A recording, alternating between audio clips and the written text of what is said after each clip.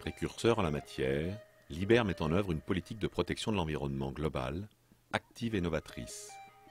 Ainsi, des méthodes de production écologique, le recours à des matériaux recyclables et des mesures de réduction de la consommation d'énergie se trouvent au premier plan des préoccupations de l'entreprise.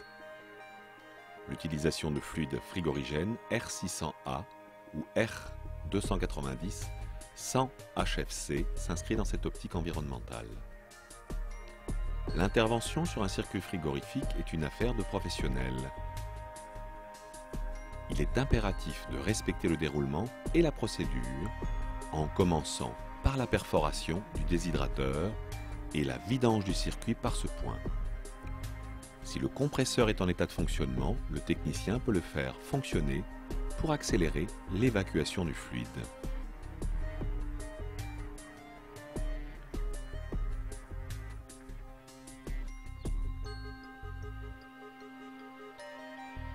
Le tube doit être parfaitement propre. Pour cela, le nettoyer à l'aide d'une toile abrasive par un mouvement rotatif.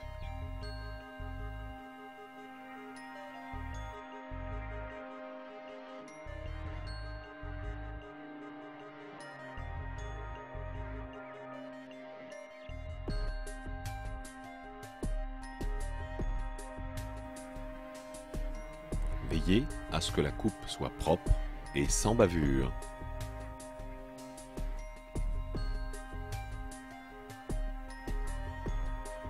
L'intervention sur le circuit est réalisée à température ambiante.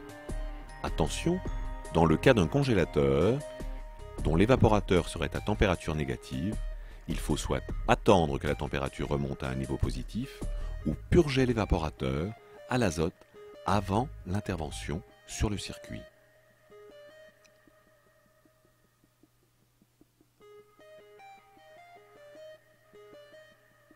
Il est important de respecter le temps de séchage de la colle Lock-Prep dans le cadre de l'apposition des raccords Lock-Ring. Pour le cuivre, laissez sécher pendant 4 minutes à une température ambiante de plus 18. Pour le fer, 8 minutes et pour l'aluminium, 18 minutes.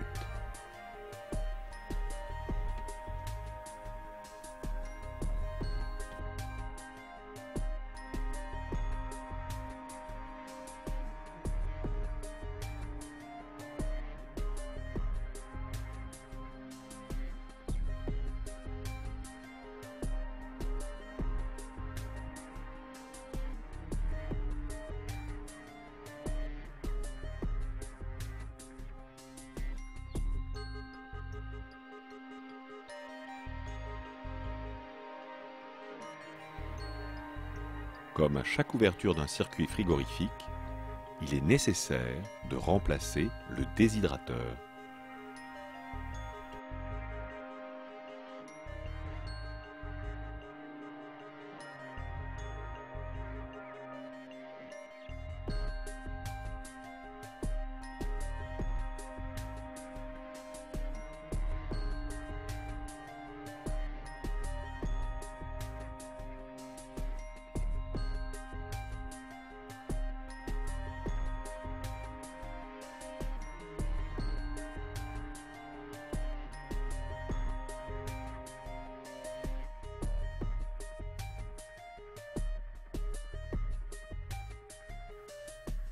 Pour éviter d'obstruer l'extrémité du capillaire, il faut veiller à le faire dépasser du raccord.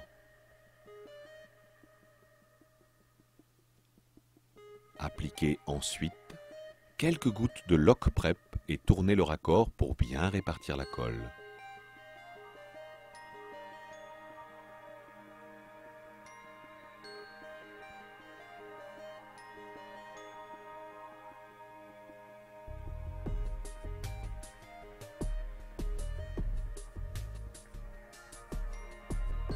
Le circuit est désormais assemblé. Passons aux étapes habituelles de la charge. Tout d'abord, la connexion du circuit à la station de charge.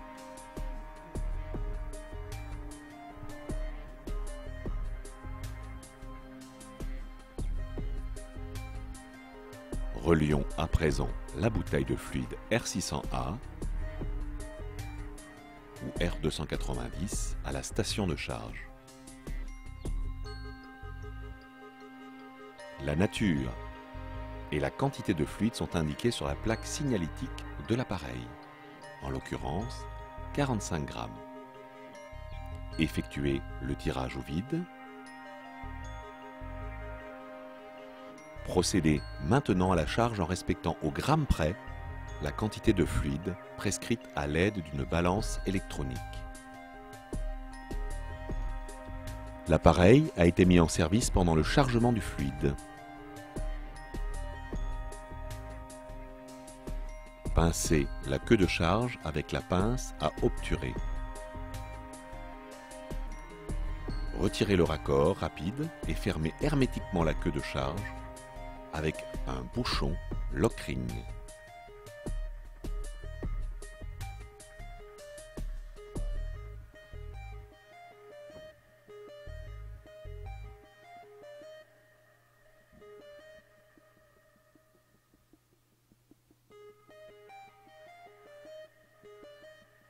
Le process d'intervention concerne les circuits frigorifiques simples, composés d'un compresseur, condenseur, déshydrateur, capillaire et évaporateur, à l'exclusion des circuits à électrovannes.